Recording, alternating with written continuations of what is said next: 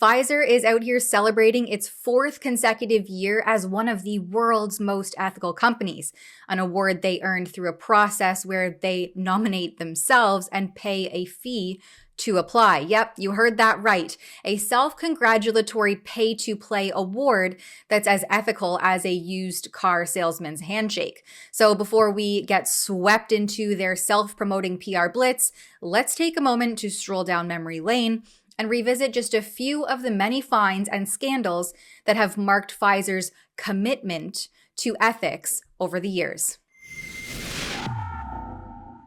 On March 11th, pharmaceutical oligarch and mega corporation Pfizer took to social media, saying that they believe in putting integrity first to deliver innovative medicines that their patients can rely on.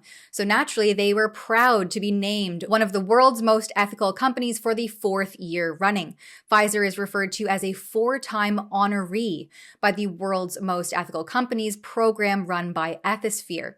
This trademarked program, called literally the world's most ethical companies, seems more like a marketing ploy than a genuine reflection of ethical standards, and trademarking that name cleverly deceives the audience, blurring the lines between actual recognition and paid into self-promotion.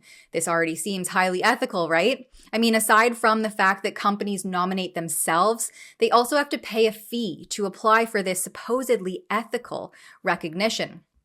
Apparently, these fees allow the program, which is again called the world's most ethical companies, to conduct administrative duties related to gathering and analyzing the data in regards to the questionnaire that companies must submit to qualify.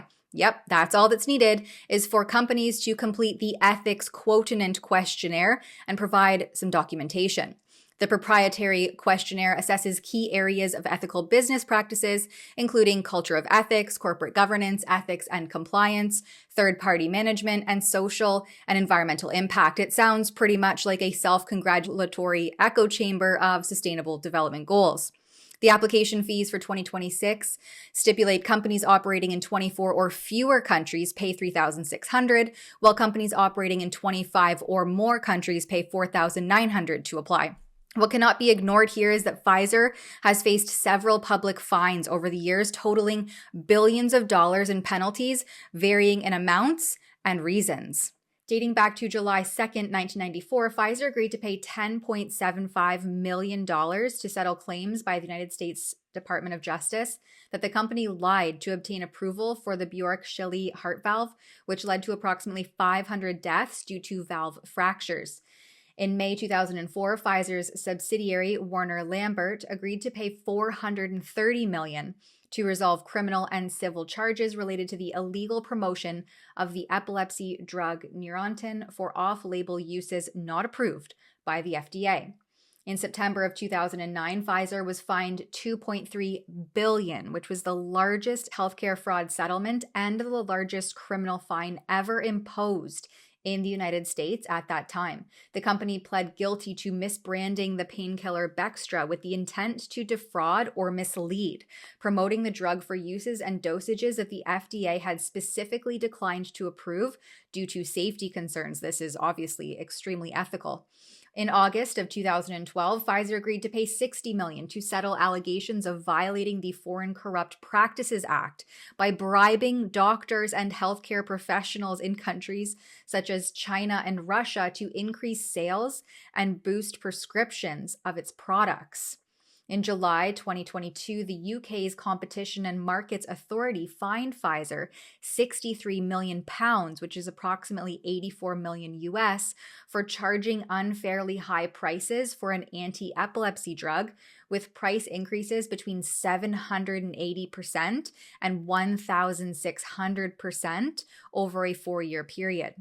In May 2024, Pfizer agreed to pay $250 million with approximately 10,000 lawsuits related to its Zantac heartburn medication, which allegedly contained carcinogenic substances known to cause cancer.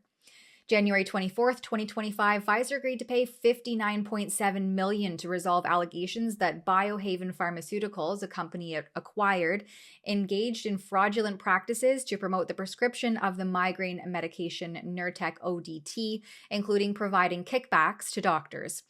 The fines reflected a range of issues, including illegal marketing practices, safety violations, and anti-competitive behavior. Here in Canada, Pfizer is facing tens of millions of dollars worth of lawsuits over its COVID-19 vaccine.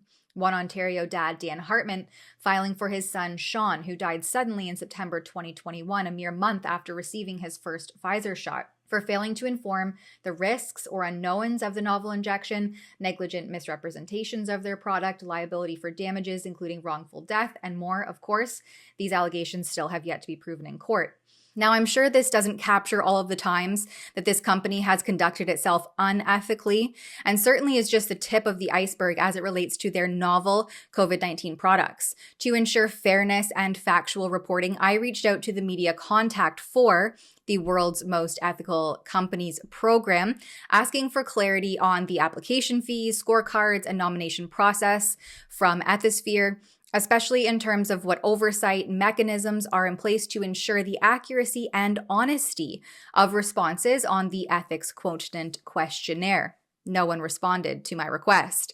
So while Pfizer proudly celebrates its fourth consecutive year as one of the world's most ethical companies, the glaring question remains: how ethical is a company that nominates itself, pays for recognition, and has a long track record of costly legal settlements? With billions of dollars in fines for everything from fraudulent marketing to safety violations, it's hard to reconcile their self-proclaimed integrity with their history of unethical conduct. And when transparency and oversight are questioned with no responses to requests for clarity, it certainly seems like this is just another tactic to pay for prestige rather than genuinely adhering to ethical standards. When it comes to companies like Pfizer, the real question may not be whether they are ethical, but whether they think we're too distracted or maybe even too stupid to see through their facade. For Rebel News, I'm Tamara Ugolini. If you'd like to see some ways that Pfizer has rolled out a product with questionable consequences, please head over to nommoreshots.ca. There you can sign our petition, send a form email to our Federal Minister of Health, Mark Holland, so long as he is in that role, and check out all of our previous reports. That's nommoreshots.ca.